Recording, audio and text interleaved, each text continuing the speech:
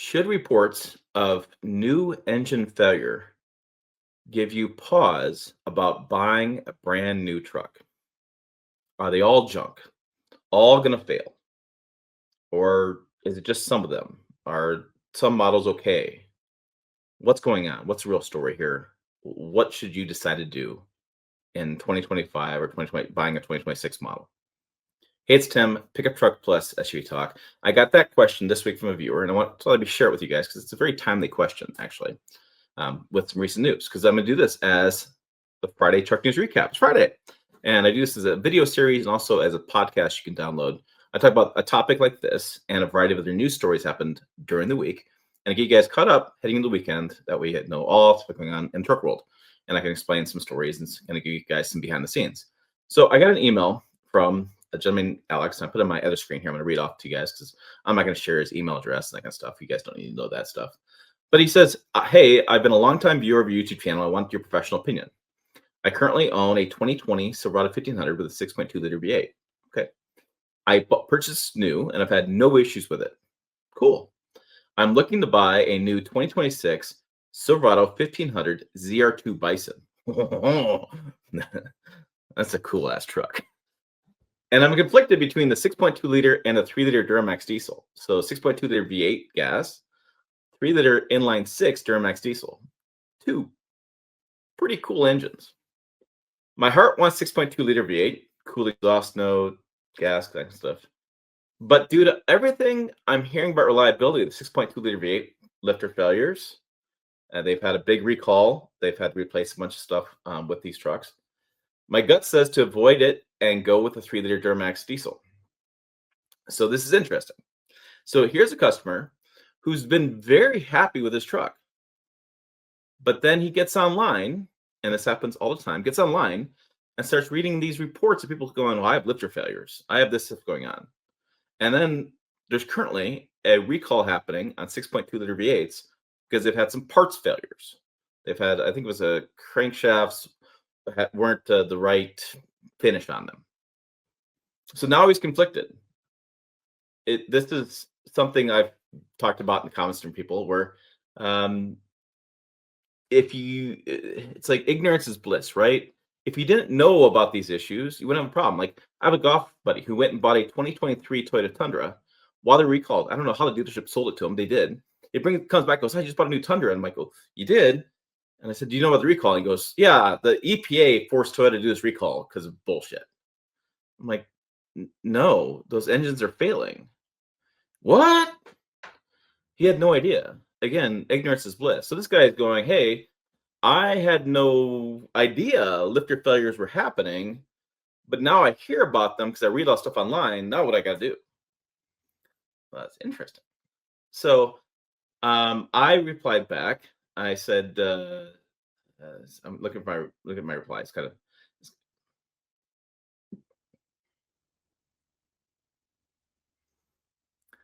So I replied back. I said, first, thanks for watching. I said, second, not to add your dilemma, but I've been following some recent issues with Duramax diesel. So interesting timing because I was working on a story on pickuptrucktalk.com. Put on the stage for those people watching.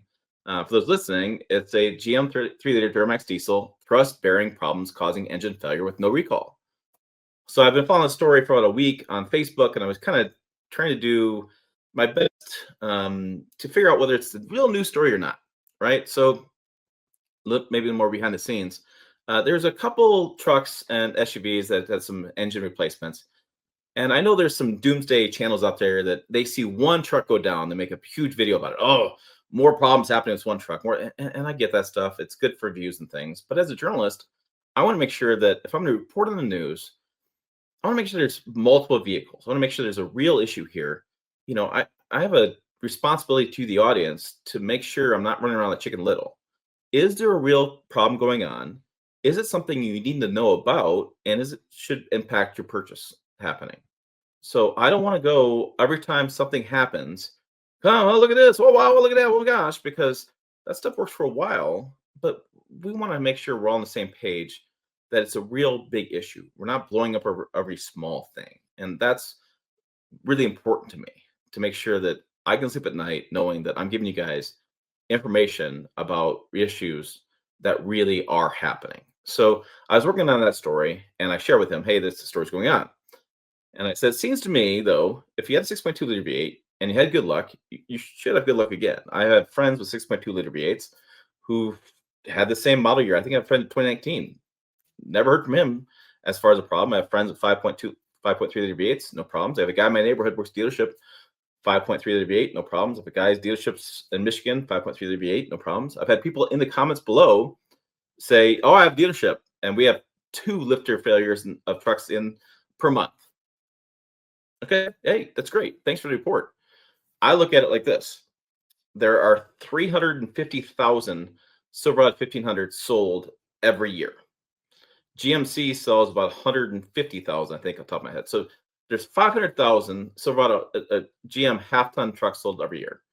You throw out the Duramaxes and the 2.7 Turbo Maxes, the 4 cylinders, and the bulk of the sales are the V8s. So you're going to look at probably 400,000 V8 trucks are sold every year.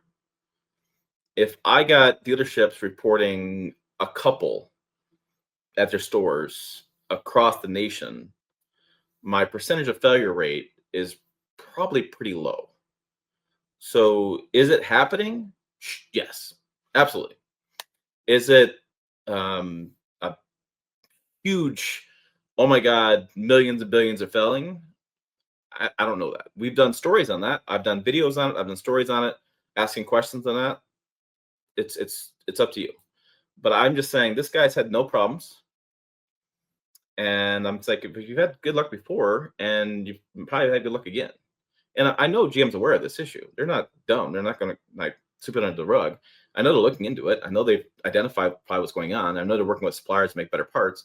This is not something they're saying, who cares about this? Whatever's going on. They want happy customers.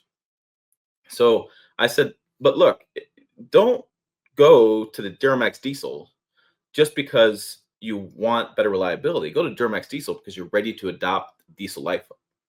You're ready to understand how DEF works. You're ready to work with diesel pumps. You're ready to do the diesel additives. You're ready to understand how it all works together, because doing the diesel lifestyle is a different ownership experience. And then he came back to another question. But let's get to our sponsors real fast, and then I'll talk to you more about what his questions were. This week's Truck News Recap is sponsored by my friends at Screen Pro Tech. They make the film that goes over top the infotainment screen and digital dash. This is a great product. It keeps the smudges off, keeps the scratches off, and it actually makes the screen for the infotainment screen more of a tacky feel. So on long road trips, like I just finished a long camping trip, it was easier for me to pull up my music, pull up my podcast, and use the map. My finger didn't slip around so much on the screen, and it was easier to use those systems. I also kept off a lot of the smudges, fingerprints, and didn't have any scratches from, say, anything I was using. The screen still looks brand new. I have any problems with it, I can peel it right off. I can order a new piece of film, go over top of it. It's like you would with a cell phone. It keeps that screen nice. So I'm not worried about any time in the future having a scratched screen, and I can keep that looking like brand new. Go ahead and get yours at screenprotect.com. About $60 for the infotainment screen and the cover. They have it for all makes and models. Get 15% off. Use discount code PICKUP15. They make this nice little cylinder. It's like a boutique kind of cylinder. It comes with all your screens in there, and then they have a application that with a little applicator and a really nice high quality cloth used to clean it, as well as after you apply it, and some spray to put it on. So easy to apply. I've had videos on the channel on how I've applied it, and it's held up on my truck and my wife's Ford Ranger. We've both been really happy with this product. So make sure you get yours. I really was looking for something for these trucks we buy that have these really big screens. Make sure I want it protected. This has been really good. All right, let's head back to more of this week's Truck News Recap. Okay, so he said, ask some follow-up questions. He says, well, I'm not suggesting that GM has developed a complete fix. Do you believe they made some genuine improvements to 6.2 liter engine for 2026 model year that enhances durability and reduces likelihood of failures? Specifically, are there fewer reports of lister failures and similar issues compared to recalled years? And he said, 2, but with another 6.2 liter V8, do you have knowledge of chips that disable the DFM and AFM, dynamic fuel management, active fuel management? If I were to buy another 6.2 liter V8, I was considering getting one to reduce chances of failure. So let's talk about this. So as for number one, I think at this point, GM, like I said, fairly well aware of people reporting lifter issues. Um, when I look at it, I see people who report lifter issues on older trucks, and I mean trucks that have miles on them. And I'm sure GM is well aware of those trucks. Guys, when you guys post on Facebook, when you guys post on a forum, GM knows you're posted. They're making track of that stuff. So they're trying to identify where your truck was built at, what happened with supplier. So I'm going to say pretty confidently that they're looking at that truck. They're looking at the information, trying to figure out what's going on. And so I'm pretty sure they're looking at addressing the issue. And if they're not, they're idiots because, again, they're looking at those issues. So I'm going to say pretty sure they're looking at trying to address those issues, trying to narrow down lifter failures. And for a lot of customers, a lot of lifter failures I'm looking at, some have been replaced on the warranty, some have not. Some customers got screwed. It's an issue. I would feel pretty confident though that if this guy's trading his trucks off every 5-6 years, I feel like he's pretty good about that. My personal 2 cents. Other people are going to be the glass half empty. People are going to say, "Oh, you have a good working truck right now. You're an idiot for trading off. Don't ever get rid of a good working truck." Hey, absolutely, no problem there. But I think that they've looked at those issues, probably found them, and they're looking at the rate of failure. Instead of being 1 out of every 10 trucks, I bet you GM's looking at 1 every 100 trucks or 1 every 1,000 trucks. And before anybody says, no, I don't get paid a dime, and I don't care at all about GM's reputation. So don't give me this crap about getting paid from GM. 2, I don't have any experience with DFM chips. I don't. DFM, dynamic fuel management, turns off cylinders, and because it's a complex system, we're trying to save a little bit of fuel. I don't have experience with chips because I don't use them. That it's not something I really deal with. But I will tell you this: I've had a few people on our forum and different people on different forums and stuff who've looked into this because during the COVID years in 2021, I believe it was, and they shipped them out. We had a semiconductor shortage, and GM was shipping out trucks without those chips. What's fascinating about that is that they couldn't have DFM in those trucks. People bought those trucks going, "Hey, I have no lifter failures. Fantastic." And then they had lifter failures. So this idea that the theory was that DFM was causing lifter failures was kind of shot completely in the foot because lifter failures happened even without DFM enabled. And I've seen people say, "I had lifter failure, but I had DFM chip." So I don't make that conclusion at all. I don't put those two together. People like to. It seems a convenient theory because in years prior, before AFM and DFM came out back in 20s, there wasn't an issue. But I don't make those conclusions at all, and I don't see that happening. And like I said, I've talked to many dealerships. Some dealerships say it's poor maintenance. Other dealerships say it's bad luck. Other dealerships say it's not happening anymore. Other dealerships say it's happening all the time. Take what you will. To the final question, though, back to the big question as far as should these reports of failures force you to not buy a new truck? Is it going to cause you concerns about not buying a new truck? I've seen people say all new trucks are junk. Just go buy old trucks, redo those, keep them on the road. That's the way you got to be. Hey, that's a great way to go. Fantastic. I own a 62 C10. It's great. I also own a 2025 truck. I'm going to buy a 2026 truck, 2027. I get it. I don't keep trucks that long. Fine. Criticize me all you want. Whatever you guys want to do. I have friends who buy trucks. I have brothers who buy trucks, cousins who buy them, all sorts of stuff. So I don't know the answer that's going to suit you. It's going to be up to your personal opinion. But I can tell you that I see trucks all the time on Carfax.com, on Cars.com. They get hundreds of thousands of miles. And when I look at the Carfax reports, the service is just done at 10,000 miles. I know the travesty about that too. They get 10,000 miles at 0W40 oil and they last. I see trucks that go 60,000 miles that have a blown turbo. I see trucks that go 200,000 miles, no problems. I see trucks that go 80,000 miles that have a complete engine failure. It just happens. So I don't know that I could say that the engine failures are going to cause one problem or the other. But I will tell you that, like I said in another video, that people have said to me, especially the 2022 Toyota Tundra owners, especially the 6.2 liter V8 owners, have said to me, "Hey, if I'm driving my truck and my engine goes out and they should recall and I can get a brand new engine, then what is the problem?" I get a brand new engine. That's what the owners have said to me, not me. I'm not saying that to you. Owners said that to me. So, yeah. All right. What else is going on this week in truck and SUV news? I have a bunch of stuff going on in SEMA. I'm going to SEMA this year.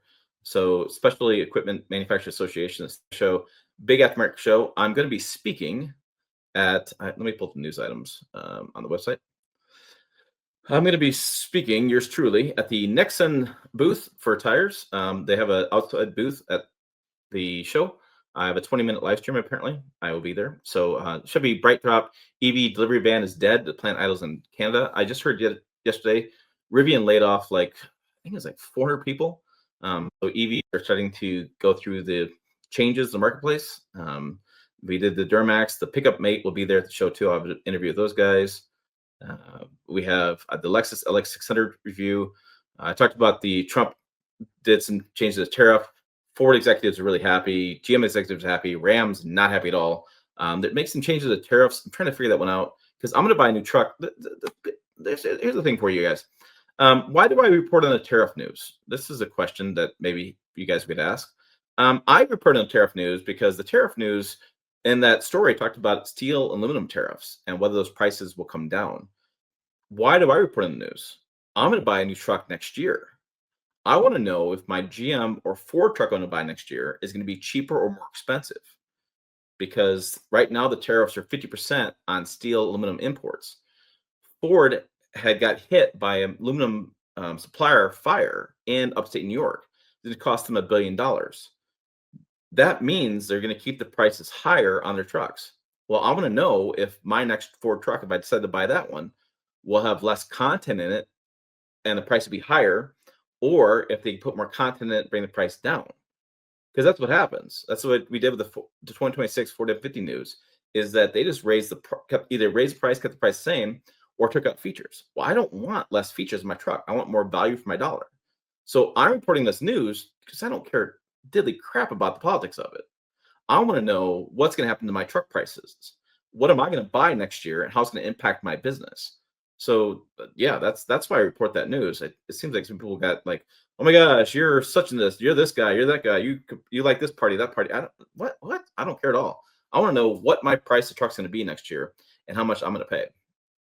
And then the week before we talked about mid-size trucks and the Vortec class action.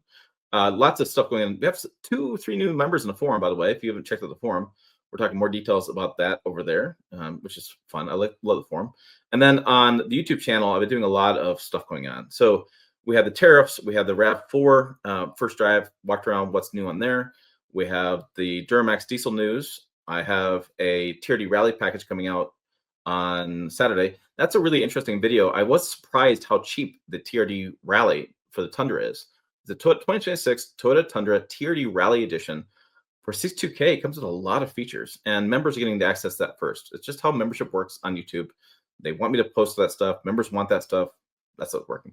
And I'm trying hard to take weekends off so you can see a lot more members-only stuff because I'm scheduling videos for future weeks. And then I've been doing a lot of shorts because that's where the world is these days. You guys want 3-minute shorts. That's what you're telling me. So let's see. We talked about new Ram size mid-size truck, most expensive Land Cruiser, and we talked about the Genesis, the 2026 Genesis. I did a video on will Toyota bring back the V8 like Ram did. That was an interesting video. We did a Mack lodging truck, 1921 Mack lodging truck. And then I did Secrets Exposed. Auto reviewers get paid to review cars. No, we don't. I have this one gentleman who's convinced that I somehow hide information. I negotiate payments with automakers and I sign NDAs all the time. And I get free gifts to go on trips. And the gift are the hotels and the airport, airplane rides and stuff like that. And hate me all you want or whatever, but that's the way the industry was done before I joined into it. And the only way I can go report on the news at those events and meet those engineers and meet the marketing and stuff is to go on those trips. So I don't know how you want me to do my job without going on those trips. And I tell you, I go on those trips. So that's how it works. And then the other ones are those free, on those trips, those free vacations for other journalists by going on those trips. Okay, no, whatever. And then next year is 10 years of Pickup Truck Plus SUV Talk. So I'm pushing the Patreon page. If you want to go over there and be a member, I'm going to push that more and more next year. And merch. I have a bunch of table of merch supplies of hats and stickers and things. You'll see more of that coming in the next year as I get more organized, as I keep trying to in future years. So this next week will be another truck news recap, then SEMA show. You'll see a lot of videos from SEMA. I got plans. I got all sorts of stuff because I'm hauling my camper out there. I'm not going to stay on the strip because I'm not a Vegas guy, and I have Starlink, so I'll be uploading while in the afternoons. So you'll see a lot of videos. That's going to be kind of crazy. All right, that's what we have for this week's truck news recap. Make sure to check out more on the channel up over here. Website down below as well. Pickuptrucktalk.com. As always, thanks for watching. I will see you down the road.